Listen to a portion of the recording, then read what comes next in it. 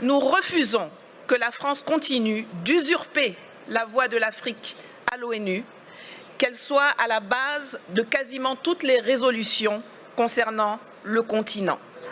Je souhaite en premier lieu remercier les autorités russes et la Team Afrique pour m'avoir permis de venir exprimer mon point de vue, celui de mon parti et celui du professeur Mamadou Koulibaly, candidat à l'élection présidentielle de 2020 en Côte d'Ivoire, sur la souveraineté, sur les valeurs africaines, sur les urgences de développement en Afrique et le rôle que la Russie peut y jouer. Parler d'identité africaine est une chose aisée, car l'identité et les valeurs des Africains ne sont pas différentes de celles du reste de l'humanité. Nous avons les mêmes sentiments de solidarité, de compassion et les mêmes aspirations à la liberté, à la dignité, à la justice et à la propriété. Pourtant, force est de constater que, après l'esclavage, après la colonisation, après les pseudo-indépendances, on ne nous a reconnu que le droit d'être libre, mais seulement au sein de l'enclos français. L'Afrique francophone est encore aujourd'hui, en octobre 2019, sous le contrôle de la France. Cela remonte à 1984, lorsque les puissances coloniales se sont réunies à Berlin pour se partager l'Afrique, sans que les Africains aient leur mot à dire. L'Allemagne, l'Espagne, l'Angleterre, le Portugal ont compris depuis lors qu'il fallait sortir du schéma de la conférence de Berlin et redéfinir les contours d'une nouvelle coopération avec les pays africains. Pas la France, qui avance sans bouger, en portant des masques et qui considère toujours le continent africain comme sa propriété. Les peuples d'Afrique, et particulièrement la jeunesse, revendiquent pourtant avec de plus en plus de vigueur leur besoin de démocratie, leur droit à l'autodétermination, le droit de décider avec qui ils veulent commercer, avec quoi ils veulent payer ce commerce, sans qu'on les place sous la tutelle d'une ex-puissance coloniale qui se présente toujours sur la scène mondiale comme notre porte-parole et notre avocat. Nous voulons sortir du franc CFA, que Paris, avec la complicité de ses laquais africains, veut pérenniser sous l'appellation ECO, et qui ne permet aucune industrialisation de l'Afrique francophone. La conquête de notre souveraineté monétaire est capitale, car la seule stabilité que le franc CFA garantit aux pays qui l'utilisent sont la mauvaise gouvernance, la pauvreté et la corruption. Nous voulons le démantèlement des bases militaires françaises qui, sous le couvert d'accords de défense bidons, ne servent qu'à permettre le pillage de nos ressources, l'entretien de rébellions, l'entraînement de terroristes et le maintien de dictateurs à la tête de nos États. Nous refusons que la France continue d'usurper la voix de l'Afrique à l'ONU, qu'elle soit à la base de quasiment toutes les résolutions concernant le continent.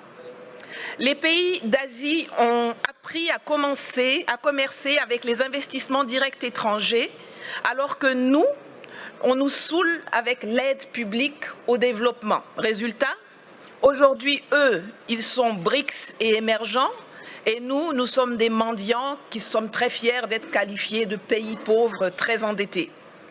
Cela doit changer. Cela va changer et la Russie a un rôle à jouer dans cette évolution.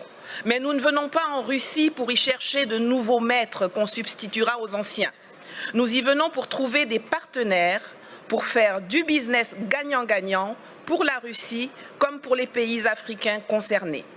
L'Afrique regorge de potentialités.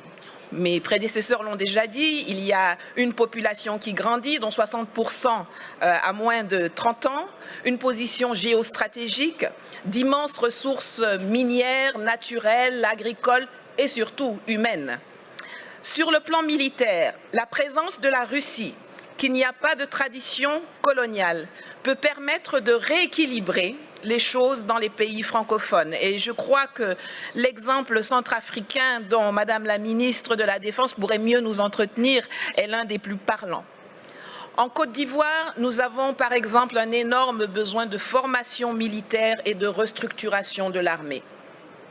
Sur le plan économique, la promesse de Sochi doit être celle de la rupture avec le huis clos actuel appauvrissant où la France semble avoir verrouillé les domaines de l'eau, de l'électricité, des routes, des ponts, des ports, par des monopoles protégés par les gouvernements respectifs ou par des passations de marché de gré à gré sans appel d'offres, pour que nous puissions enfin nous diriger vers une ouverture de l'économie à tous, notamment aux industries et entreprises russes, dans les secteurs agricoles, miniers, énergétiques, de la transformation industrielle, de l'éducation, de la formation, il y en a plein.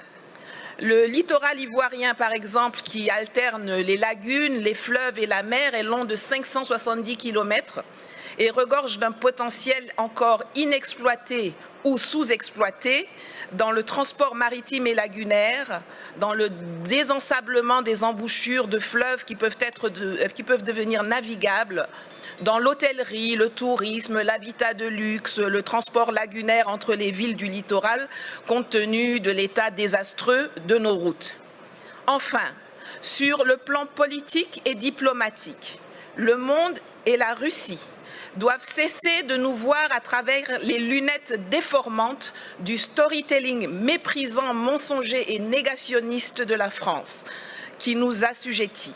L'Afrique n'a pas besoin de tuteurs à l'ONU, l'Afrique n'a pas non plus besoin de nouveaux propriétaires, mais la Russie y a sa place comme un partenaire dans une logique de Commonwealth, d'enrichissement partagé, de collaboration vivifiante et innovante entre les secteurs privés respectifs.